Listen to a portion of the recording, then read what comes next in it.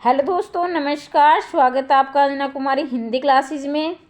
आप सभी जानते हैं कि जो अभी हमारा जो एचटेट जो 3 दिसंबर 2022 को हुआ था और उसकी जो आंसर की आई है, बहुत सारे, कम से कम ऐसे लगा लो कि 2-3% ऐसे हैं हिंदी के अंतर्गत जो कि आप दावा कर सकते हैं। मेरे ख्याल से मेरा जो व्यू मैं बता रही हूँ, और आप सभी विद्वान हैं, नेट भी किया है आपने, पीएचडी भी की है और आप अच्छी खासी हिंदी की जानकारी रखते हैं, तो आप भी अपने व्यू जरूर देना कमेंट में।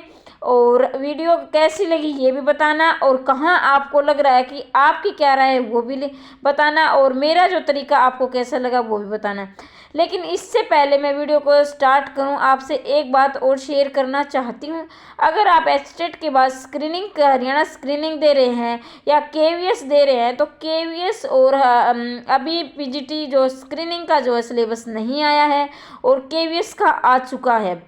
लेकिन जो मेरा मानना है, व्याकरण तो सब में सेम रहती है, 60% जो सिलेबस सबका मिलता जुलता है।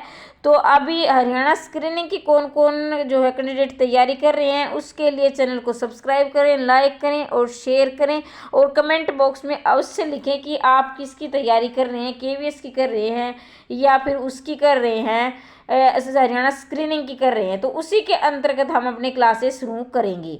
अब आगे बढ़ते हैं। देखिए 31 नंबर जो क्वेश्चन है ये हमारा व्याकरण का भाग है, और जो जिसने साहित्य का भाग नहीं देखा है वो भी साहित्य का भाग देख सकते हैं, जिसमें 60 प्रश्न आते हैं, और अपनी राय उसको देखकर अवश्य देना आपको कैसी लगी। अब देखिए यहाँ पर हम अब सोल्व करने प्रायवाची, प्राय का और वाची और समानार्थी, यानी एक शब्द एक अर्थ देने वाले अनेक शब्द होते हैं इसमें, यानी उनका अर्थ तो एक होगा लेकिन शब्द क्या होंगे उनके अलग अलग होंगे। और क्या पूछा गया है, असंगत। जो एचटेट है, जो एचएससी के पेपर आते हैं उनका फेवरेट है ये, असंगत है, असत्य है, नहीं है। ये पेपर आसान होता है लेकिन पढ़ने का तरीका है वो थोड़ा कंफ्यूज करता है, उसमें हम असमंजस में आ जाते हैं। तो ये मैं अपनी हर वीडियो में बताती हूँ कि आपको क्या पूछा गया है, सबसे पहले उसको अंडरलाइन कर लेना है। अब फिर क्या है कि आपका प्रश्न गलत होने का न के बराबर चांस हो जाएगा। देखिए असंगत, तो हमने यहाँ अंडरलाइन कर लिया है। अब हमारा ये प्रश्न गलत नहीं होगा क्योंकि हमें पता चल गया कि इसमें पूछा क्या गया है, क्या पूछा गया है, मतलब इसमें गलत कौन सा है, सीधी सी बात है ये है। तो गधा है, ले को लंबकर्ण भी बोलते हैं, विशाखानंदन और गदर भी बोलते हैं।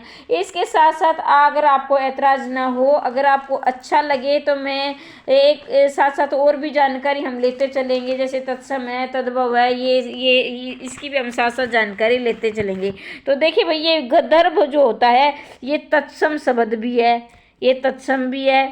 ठीक है, मैंने तत्सम तद्भव की वीडियो बना रखी है, सिर्फ 5 मिनट में 10 आप लाइन याद करो, पूरा तत्सम तद्भव याद। एक ऐसी ट्रिक है, सिर्फ 95% आपको उसमें ये 10 लाइन से 95% आपकी तैयारी होगी, 5% है वो आपको रटने पड़ेंगे, वो अलग है। तो उस वीडियो को भी आप जाकर अवश्य देखें।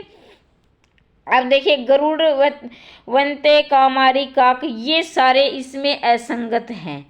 जैसे देखिए भी काक होता है वो आप सभी जानते हैं, जिसको काके पिक, ये ऐसे जो संस्कृत में दिया ना, वो ये भी काक होता है, जो कौवा का वो पर्यायवाची होता है। काम अरे काम का शत्रु। तो ये जो है गरुड़, इसमें जो उसने माना है ना एचएससी ने, वो भी हम बताएंगे, ये उसने माना एचएससी ने माना है और ये हमारी राय है। तो ये ठीक है, इसमें हम ऑब्जेक्शन नहीं लगा सकते हैं।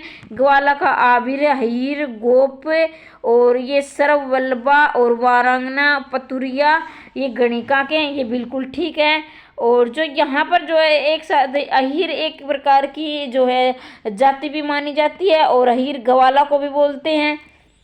अब आगे बढ़ते हैं। किस विकल्प में निजवाचक सर्वनाम का प्रयोग हुआ है?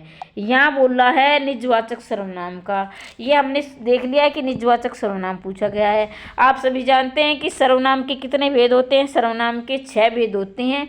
और इसके साथ साथ अब कौन ये निज का मतलब होता है आप, यानी अपने आप, और वाचक जो अपने आप का बोध कराने वाला।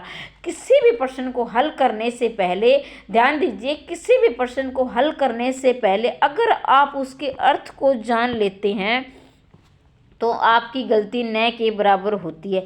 मान लीजिए आपने कोई प्रश्न नहीं पढ़ा है लेकिन आपने उसके अर्थ को जान लिया, तो ये मेरा मानना है कि आपके जो है प्रश्न न के बराबर को। बहुत सारे प्रश्न ऐसे होते हैं जिनको हम अर्थ समझकर भी उसके प्रश्न दे सकते हैं, उसमें रटने की आवश्यकता नहीं होती है।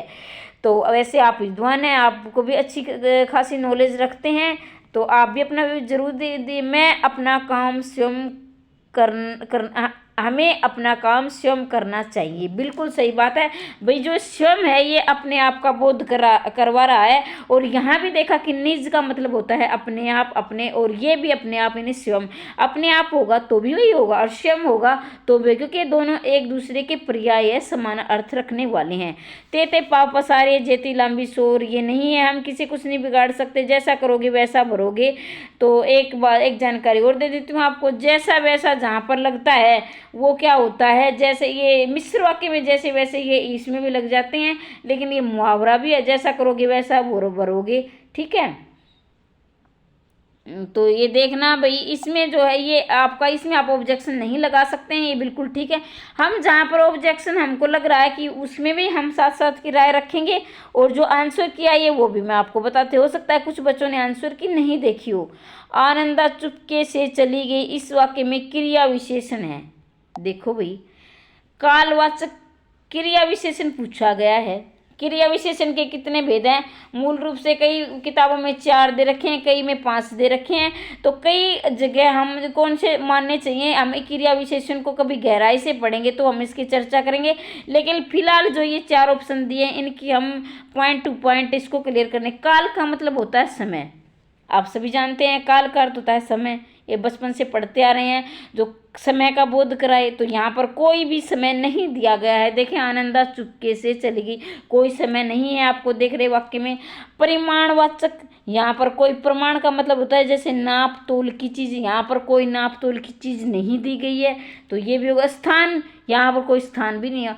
अगर आपने नहीं पता कि रीति में कौन कौन से आते हैं तो भी आप इसको ठीक कर सकते थे। तो देखिए, न तो स्थान है, न कोई नापतोल की चीज़ है, न ही समय का बोध हुआ है, तो ये रीतिवाचक है भाई, अपने आप पता चल गया। अब चुपके से, धीरे से, जैसे धीरे धीरे आ जाए, चुपके चुपके, गुण, दोष, स्वभाव, ऐसी जो चीज़ें आ जाती हैं वो रीति के अंतर्गत आती हैं। और वैसे जिसने गहराई से नहीं पढ़ा है तो इन तीनों को, पहले ऑप्शन को आप काटना सीखिए। जब आप ऑप्शन को काटना सीख जाओगे तो अपने आप ही आप उत्तर के पास पहुंच जाओगे। तो अगर आपको समझ में नहीं आ रहा, पहले बाकी ऑप्शन को काटिए कि ये नहीं हो सकता, ये नहीं हो सकता, और जो लास्ट में अपने आप पहुंच जाओगे, ये ठीक होगा। फिर ये नहीं एक बार आपने उसको देखा और तुरंत आपने नहीं, जल्दबाजी नहीं भाई, आराम आराम से, क्योंकि एक एक नंबर बेहद कीमती हैं आपके सिलेक्शन के लिए। और आगे पता है स्क्रीनिंग आने वाला है तो उसके लिए भी बहुत बहुत महत्वपूर्ण, क्योंकि अब मेरे और वैकेंसियाँ काफ़ी गिनी चुनी दी गई है, अब की बार वैकेंसी बहुत कम है, तो अपनी तैयारी ध्यान से करिए। समसूरत बिनार्थक शब्द का अर्थ वेद दृष्टि से बेमेल विकल्प है। तो फिर मैंने वही जो मैं अपनी आदत के अनुसार आपको बताती हूँ, बेमेल यानी उसका मेल नहीं होना चाहिए। बे का मतलब होता है नेगेटिव यानी नकारात्मक, और मेल का या सकारात्मक, बेमेल नहीं होना चाहिए। तो ये देखिए भाई कौन सा बेमेल है।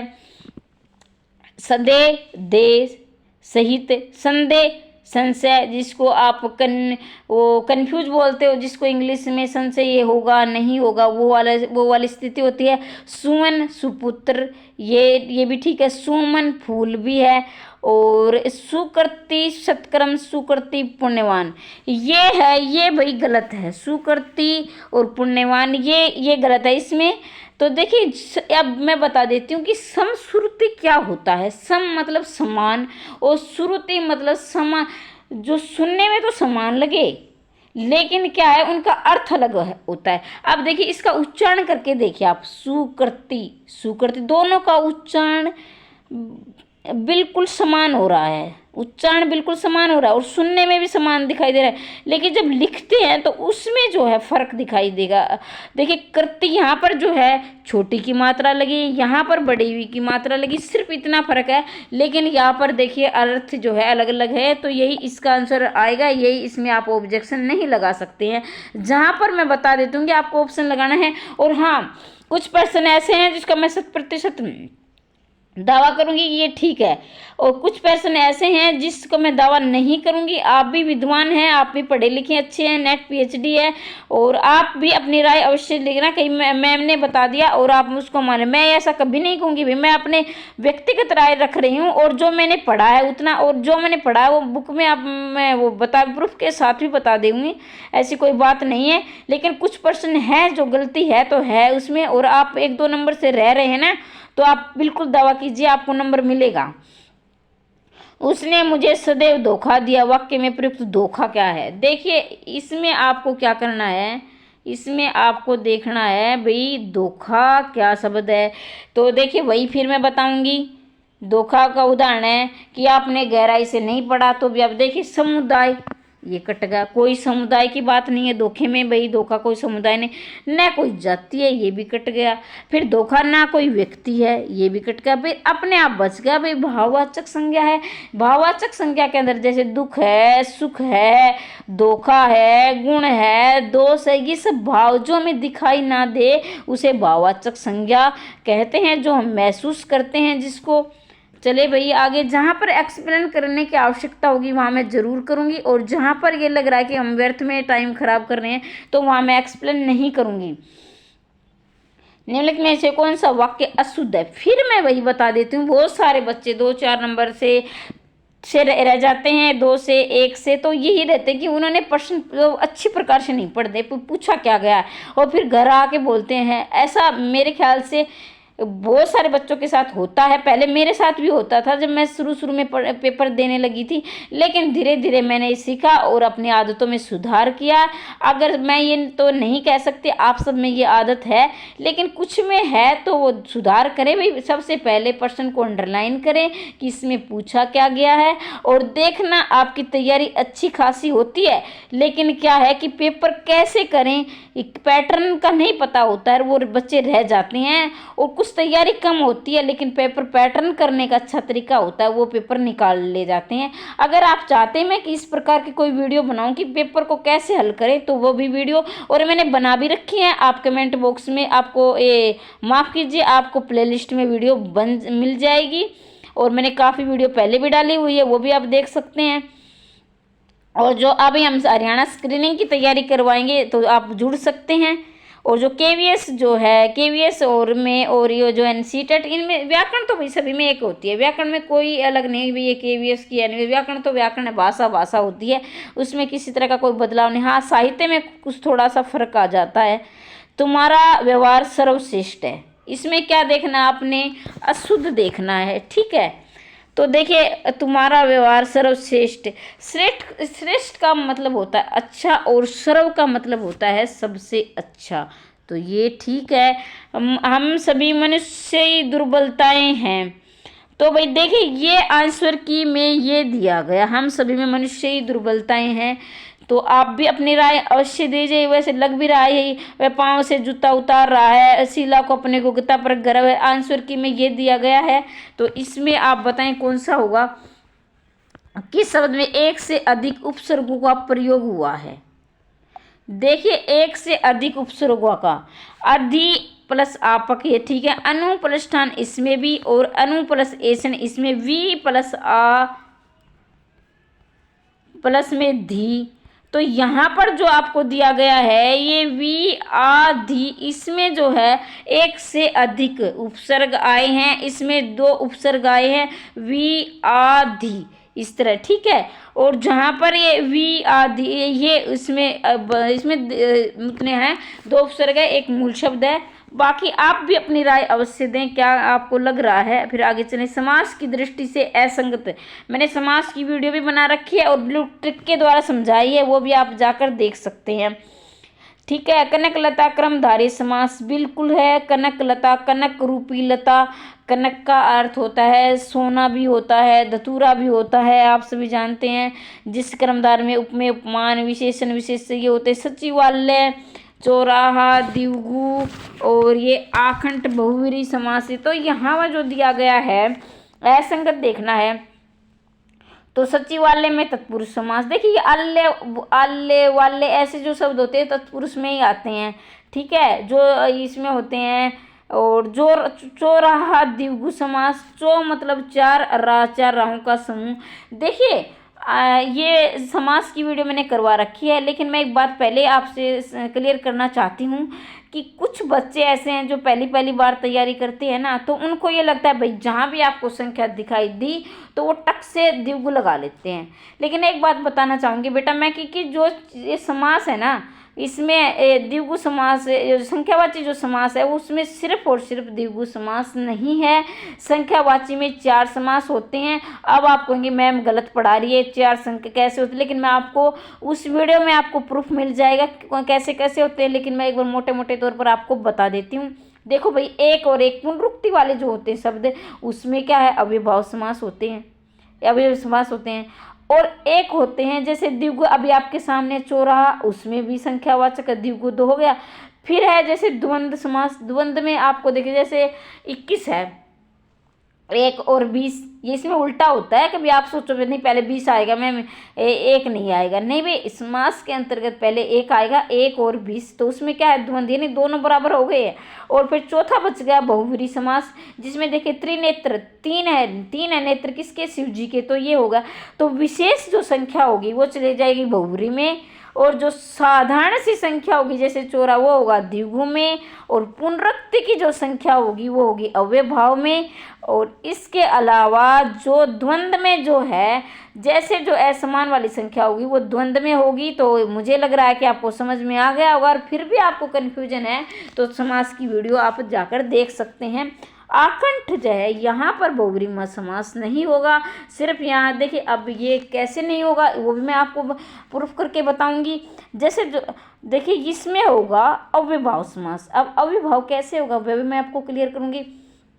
देखिए अनु, यथा, प्रति, हर, वर, दर, आ, नी, बै और से, इस तरह के जो उपसर्ग लगे, देखिए आप लिख भी सकते हैं मेरे साथ साथ, इस तरह के जो उपसर्ग लगे होते हैं उनमें अव्ययभाव समास होता है। पुनरुक्ति वाले शब्द होते हैं उसमें अव्ययभाव समास होता है। तो एक बार मैं फिर से रिपीट कर देती हूँ।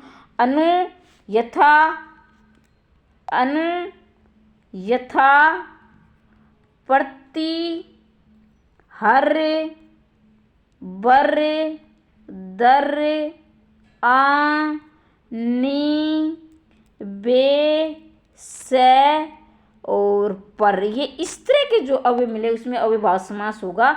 तो यहाँ पर आया है, इसमें ये जो बहुव्रीहि समास नहीं है। तो चले भाई, वीडियो काफ़ी लंबी हो जाएगी, वैसे हम अच्छी प्रकार से एक्सप्लेन भी कर सकते हैं। अब देखिए ये पर्सन का मैं शत प्रतिशत से दावा करूंगी भाई आपको ये नंबर जरूर मिलेगा। और इसका जो है ये आप जरूर की, जिसको भी लग रहा है ना भी मेरे नंबर बढ़वाने हैं तो बढ़वा सकता है। तो जो जहाँ पर मुझे लग रहा है ना, और आप अपनी राय भी देखिए भी, आप भी अपनी राय रख दीजिए। जिसमें देखिए युधिष्ठिर वयोवृद्ध प्रदेश, तो पहले हम आपको नॉलेज है, मैं आपको जहाँ पर नॉलेज की आपको ज़्यादा टाइम में नहीं लूँगी आपका, लेकिन देखिए वे जो आपने पढ़ा है वे, इसमें भी विसर्ग संधि वे परसवर्धी, ठीक है, और नी और प्लस चतुर, तो इसमें निष्ठुर, देखिए इसमें भी जो है वैसे आपने जैसे ट्रिक से पढ़ा है तो ये आधा से वाले ये होते हैं षष्ठकोण वाला है, यह जो है विसर्ग वाला जैसे षष्ठकोण में बदल जाएगा। और यो है ए ओ और आता है ना, वो गुण संधि में भी आता है और उसमें विसर्ग में भी आता है। तो ये दोनों है ना भाई, दोनों में विसर्ग संधि है, और ये मैं 100% दावे के साथ कहती हूँ इसमें आपको जरूर नंबर मिलेगा। आप इसको ऑब्जेक्शन जरूर लगाइए।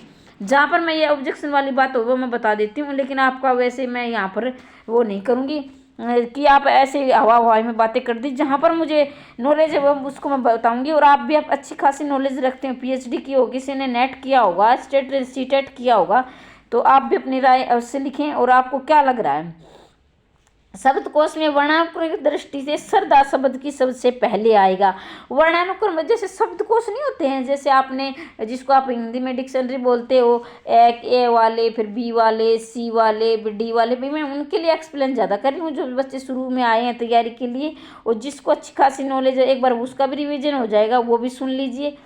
तो इसमें जो है आपको आंसर की में क्या दिया है, वैसे भी क्या दिया है, तो इसका जो है ये सरदा आएगा श्रमिक वाले में।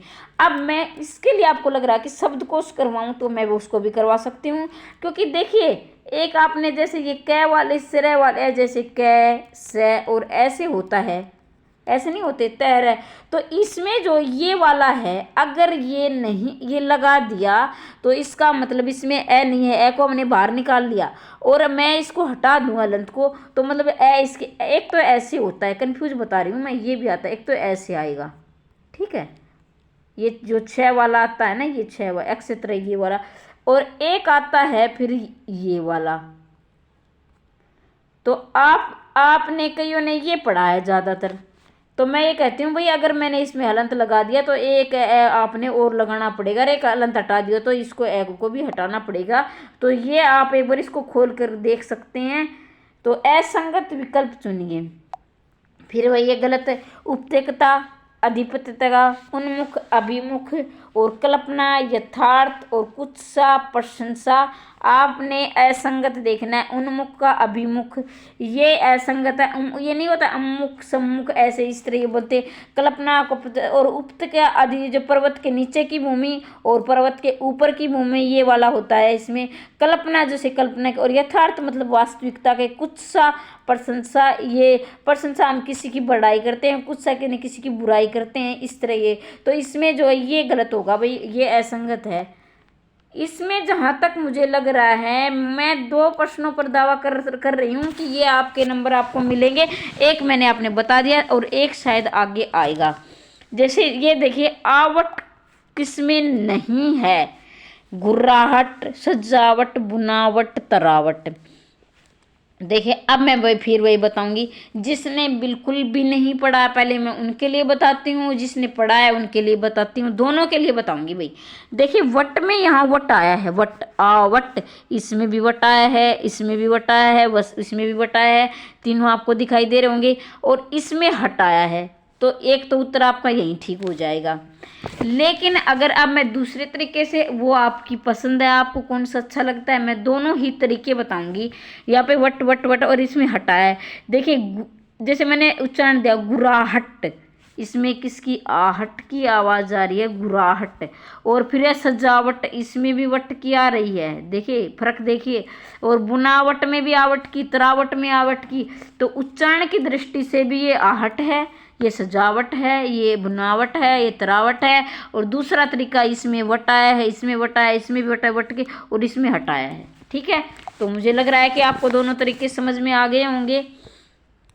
अब चलिए भाई वर्ण, इसमें भी भाई देखिए मैंने जो वर्ण संबंधी क्लास भी डाली है, ट्रिक के द्वारा डाली है, क्योंकि और मैंने एक्सप्लेन भी किया है बड़ी अच्छी मैंने अपने व्यक्तिगत तरीके से बता रही हूँ। व्यक्तिगत हो सकता है आपको कुछ कमी लगे या आपको अच्छी लगे ना लगे, एक बार जाकर जरूर देखना। और जो भी आपको पसंद नापसंद जो भी आपकी राय है वो कमेंट बॉक्स में अवश्य लिखा करो, ताकि मैं दिन प्रतिदिन अपने में सुधार भी करती रहूँ और हम साथ साथ सीखते और सिखाते भी रहें। क्योंकि हो सकता है जो मुझे नहीं आती हो वो आपको आता हो और मुझे आता हो आपको, तो हम सब साथ मिलकर पढ़ेंगे और पढ़ाएंगे, सीखेंगे और सिखाएंगे, ऐसे ही साथ के चलेंगे। तो देखिए ल का उच्चारण स्थान होगा। अब देखिए हमको क्या करना है, जिसने पहले, मैं वही बता रही हूँ कि जिसने कभी नहीं पढ़ा है, जो पहली बार तैयारी, उसके लिए बताऊंगी। देखिए ल आप सभी जानते हैं, होश तो सबने पढ़ा है। पै मैंने बोला पै, ये पै, तो ये ले बोला, ले बोला मैंने ले।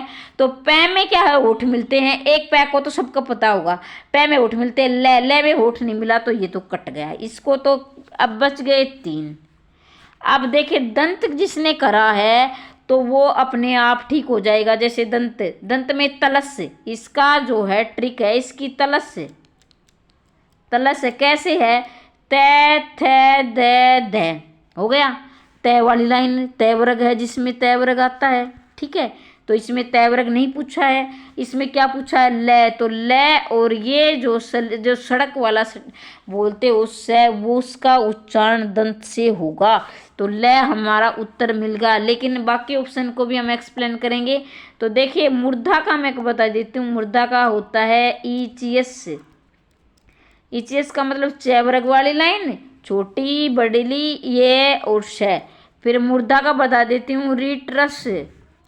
रीट्रस मतलब री और टे वाली लाइन और ये षटकोण वाला सा, ये मूर्धा का।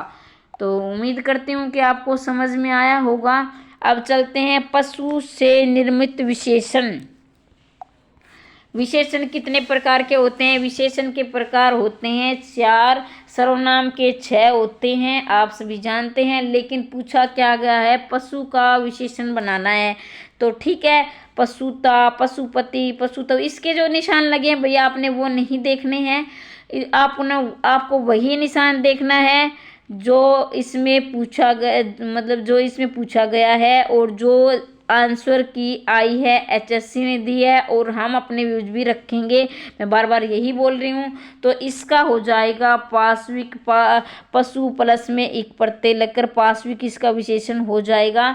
पशुतव, पशुपति, ये जो इसमें तव पढ़ते हैं, लेकिन ये वाला पाश्विक इसका आएगा।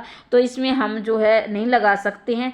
देखिए अगर आप चाहते हैं कि मेरी वीडियो आपको पसंद आ रही है, पढ़ाने का तरीका अच्छा लग रहा है, तो आप कमेंट बॉक्स में लिखें। और आप चाहते हैं कि मैं इसी प्रकार से निरंतरता बनाए रखूं, आप हरियाणा स्क्रीनिंग की तैयारी करना चाहते हैं या केवीएस एग्जाम आ रहा है, तो आप कमेंट बॉक्स में अवश्य लिखें। मैं डेली आपको वीडियो एक जरूर मिलेगी, एक व्याकरण की, एक साहित्य की।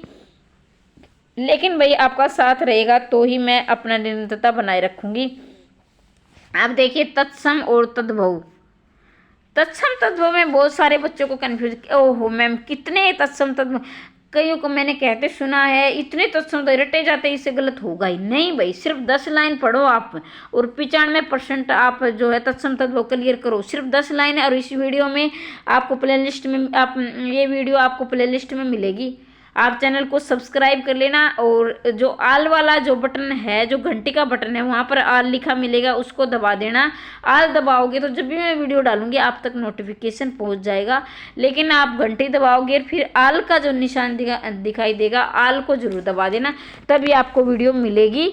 तो देखिए तत्सम 10 लाइन आप पढ़ो, सिर्फ 10 लाइनें, 95% आप तत्सम तद्भव याद करो। बाकी बचेंगे वो तरीका मैंने बताया है, ट्रिक बनाई है और बहुत मेहनत से गूगल पर और बाकी बुक्स का सहारा लेकर मैंने वो वीडियो तैयार की है। आप उसे देखें और उसका लाभ उठाएं, उसका फ़ायदा उठाए। अभी बहुत सारे एग्जाम है, सब में देखो भाई व्याकरण होती है, ये केवीएस में नहीं पूछी जाएगी, एनवीएस में, ऐसी कोई बात नहीं है। व्याकरण सभी में एक जैसी होती है और उसका जो सबके लिए महत्वपूर्ण है उसको वीडियो को जरूर देखें। और फिर मैं इसका जो है एक्सप्लेन इसका मैं बता देती हूँ। देखिए भाई आप देखिए इसमें आंसर की मैं पाषाण दिया है, ठीक है। अब मैं इस पर्सन को मैं कह रही हूँ कि मैं इसको 100% दावा करती हूँ कि ये गलत है। ये एक पर्सन मैंने पहले बताया है वो गलत है, एक ये 2 और एक मैंने इसमें साहित्य में 3 पर्सन ने जो है पीजीटी हिंदी में गलत पूछे गए हैं। 3% पीजीटी हिंदी में गलत पूछे गए, ये मेरी व्यक्तिगत राय है। आपकी क्या राय है वो भी आप जरूर बताएं। देखिए क्योंकि देखिए इसमें इन्होंने दिया है किस तरह, इसमें असंगत नहीं गलत पूछा है, ठीक है। और ये इसका मेरे ख्याल से लोमस आएगा भाई, ये लोमसा दिया गया है, ये इसका आएगा लोमस। ये आ का जो डंडा है ये नहीं आएगा, इसमें ये होना चाहिए। बाकी रज्जु रस्सी पाषाण पत्थर मस्तक माथा, तो यहाँ जो आंसर ये दिया गया है मेरे ख्याल से इसका आंसर ये होना चाहिए, क्योंकि मैंने पढ़ा है कि लोमस है, ये आका डंडा इसमें नहीं आएगा, इसमें लोमस ये आएगा भाई इसमें। तो 1% मैंने वो बताया, एक ये इसमें मैंने जो पढ़ा है, बाकी इसको मैं दावा कर सकती हूँ कि ये 2 आप लगाइए आपको मिलेगा नंबर। और जो पीजीटी जो साहित्य वाला भाग है उसमें भी 1 गलत है। तो मुझे जहाँ तक मेरी राय है उसमें मेरे को 3 गलत लग रहे हैं। आपकी क्या राय है? आप भी अच्छे विद्वान, अच्छी खासी हिंदी की जानकारी रखते हैं, आप पीएचडी हैं, नेट हैं, लेकिन मैंने अपनी व्यक्तिगत राय रखी है। वीडियो कैसी लगी कमेंट बॉक्स में अवश्य लिखें और इसी प्रकार के जानकारी प्राप्त करने के लिए चैनल को सब्सक्राइब करें और लाइक करें, शेयर कर दिया करो भाई, ताकि ज़्यादा से ज़्यादा कैंडिडेट इसका फ़ायदा उठा सके। और जब घंटी का निशान दबाओगे तो ऑल बटन मिलेगा, उसको भी आप दबा लेना। और आप हरियाणा स्क्रीनिंग की तैयारी करना चाहते हैं तो भी अपनी राय कमेंट बॉक्स में, उससे केवीएस का एग्जाम आ रहा है क्योंकि व्याकरण सभी की एक है, हम उसमें निरंतरता रखेंगे। और वीडियो देखने के लिए धन्यवाद भाई।